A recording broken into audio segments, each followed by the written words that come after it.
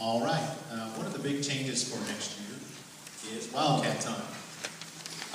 Basically what that Wildcat Time is, number one, why is it where it is in the schedule? If you look at the schedule, it's from 9:32 until 10 o'clock. We as a team decided that that was probably the optimal learning time in the day. The kids are awake enough. They are kind of alert at that point and, kind of getting through oh my gosh, it's morning and I'm at the middle school. Oh yeah, I am finally here. Usually that wears off by about 9 o'clock. And so by 9:30, we thought that was about the best time in the day to put that in there. Secondly, that's that time for that additional support for students. We want to make sure that those students who are not up to grade level receive those additional supports, because honestly, in every class, you don't have time sometimes in your class to be able to focus on missing skills that students have. It is very challenging when you have a class of 27 students or 25 to be able to stop, go back, and help one student who may be missing one skill from a lesson four weeks ago. And so that is one of the reasons we look at that.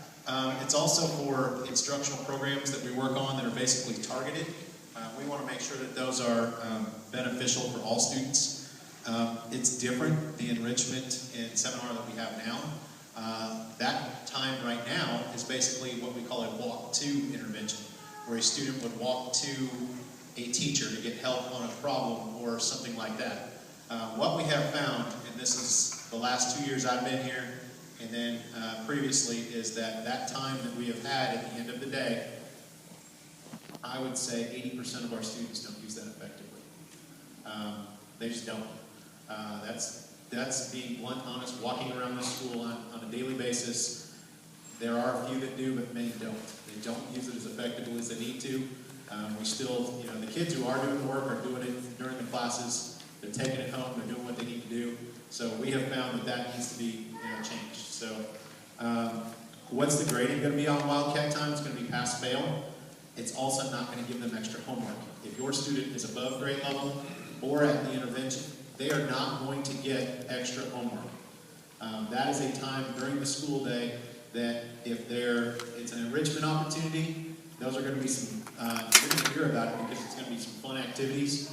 For instance, I'll just use Mr. Mathai as an example. Mr. Mathai next year is teaching during he's teaching kids how to build rockets. Why? Because you use math and you use reading on how to build rockets. It's one of those things where we want to make sure it's an enrichment opportunity for our students to have some fun in the school day that you don't always get to have during the school day because you have to go through all the different curriculum things. So we want to make sure that it's math and reading focused and it's excellent. Question on a support. If my student is placed in a support, what does that look like? Well, if it's reading, it could be different programs. We are working with phonics, and we are working with fluency, and we're also working with comprehension. If it's math, we are working on different skills.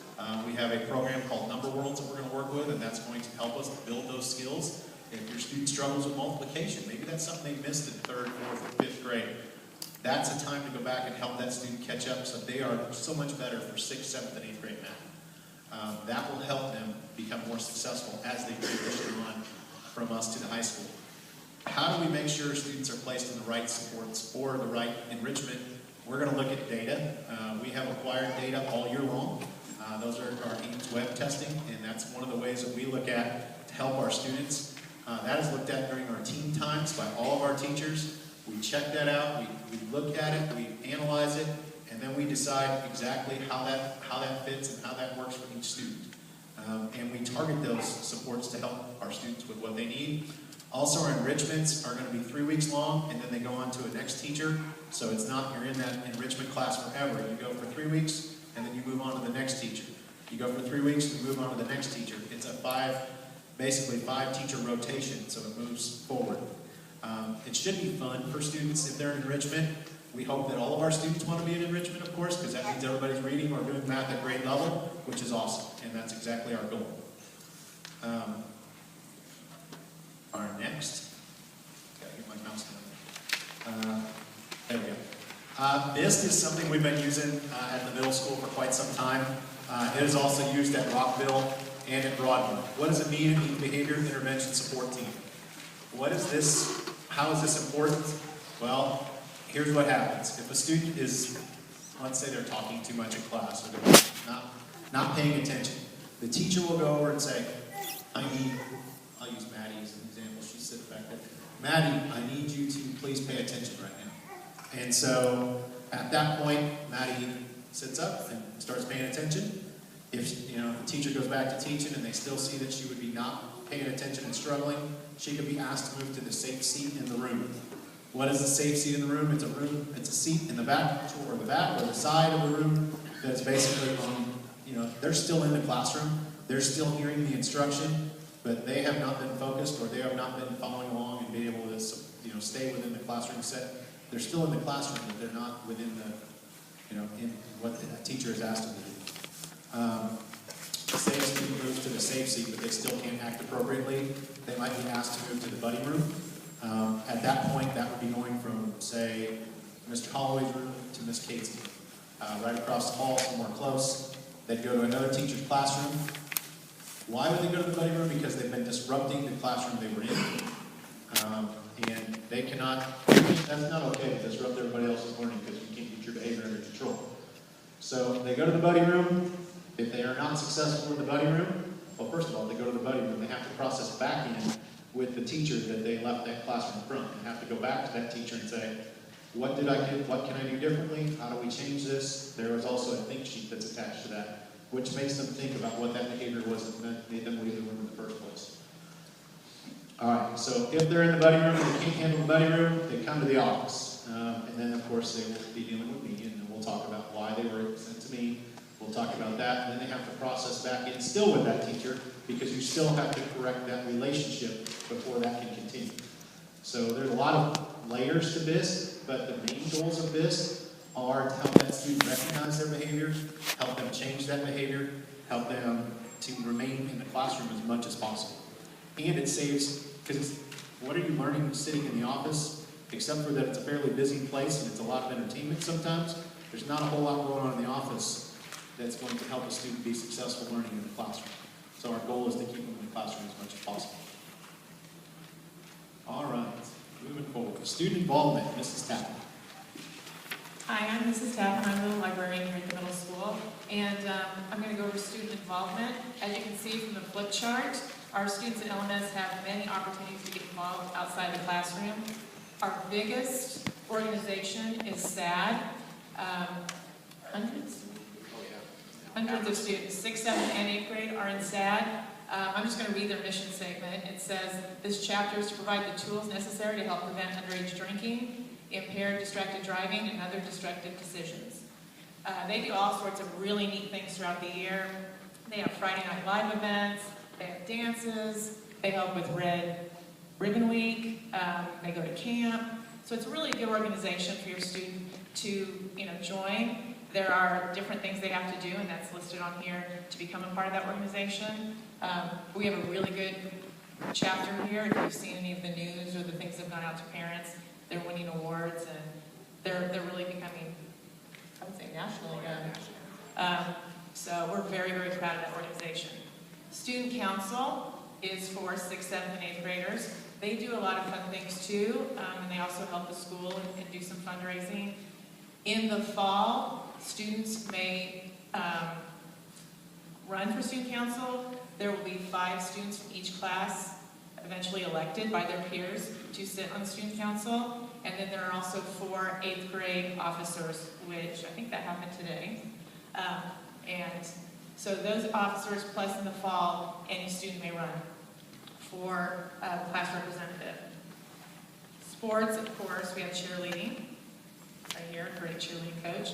Girls volleyball, wrestling, football, girls and boys basketball, and track for 7th and 8th grade students.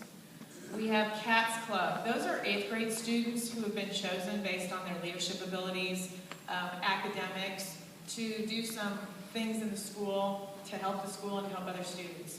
One of the things that they do is they show new students around. They help them get oriented into the building and take them to their classes and show them how to get into their locker. They also might be involved in tutoring, and then any other things that the administration or teachers really need. You kind of call upon the cats to do that. Clubs. These used to be library clubs, now we're going to kind of, during Wildcat time on Friday, we're going to spread them out a little bit.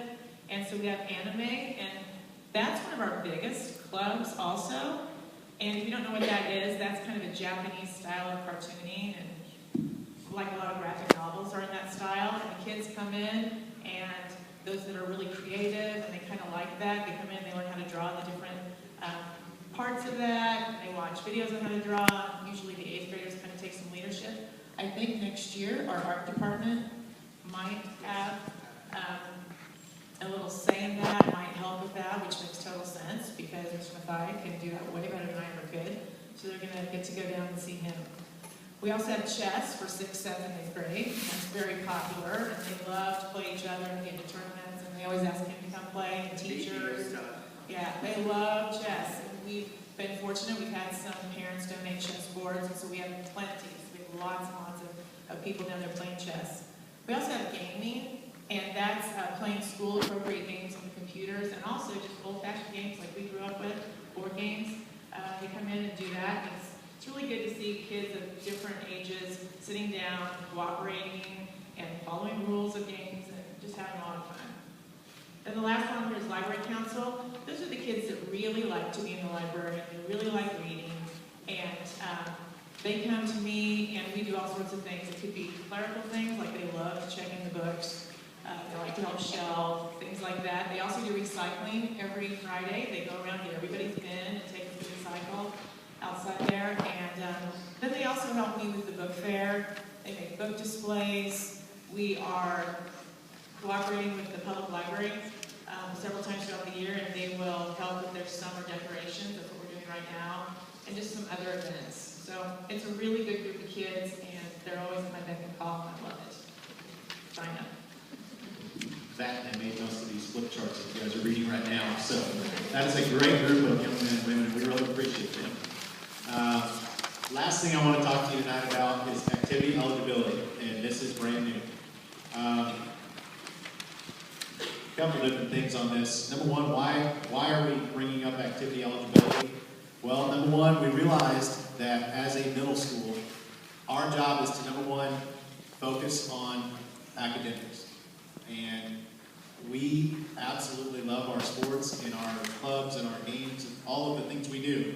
But our number one focus has to be making sure our students are academically being successful at school. So when they do that, one of the things we ask our students to do is maintain passing grades.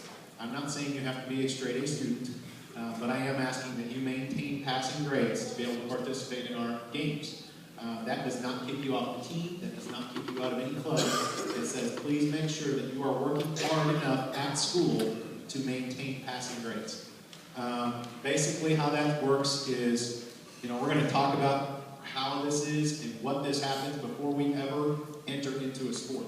Like, this will be in every single coach's handout that you should get this year if your kids are wanting to participate in sports. We found that every other school in the Frontier Junior or Middle School League had academic guidelines. Every single one except Lewisburg. And as a principal, I went to our league meetings and I'm like, what do you guys have for academic policies and stuff like that? Everybody had one, and they shared it with me. And I looked at ours, and ours was, you can still play with 3 Fs. And that bothered me a lot as a principal. I don't want to be the school that, hey, our kids are, okay. We're going to be the best school in the league. That's exactly how I feel about that. Not only athletically, but academically. And also our clubs and activities. It is imperative that we focus on that. So what we're going to do, how this works. The coaches will check grades every Monday. Every single Monday, the coach will look at grades. So Mrs. Reedy's a coach. She coaches cheer. Every Monday, she's going to look at the grades for cheer. If your student has an F, if there's a student on cheer who has an F, Ms. Reedy's going to talk to that student. And there's a lot of power in a coach talking to a student and saying, I see that you have an F. How can I help you? What can we do to help bring that up? Do you need extra time? What can we do to help make sure, because I need you at that next game, or I need you at that. Make that important to them to help bring that grade up. And then how do we work? So they'll have 2 weeks then to help bring that F up to a D, whatever, just to pass it. Has to be above 59.9%. We have to make sure that our students are passing their classes. If the grade's not improved over those 2 weeks, then obviously we want to make sure that we're working on that with the student. They will have to sit for their games. The coaches, I asked all the coaches, they are in 100% support of this. Our teachers are in support of this. Our site council was in support of this.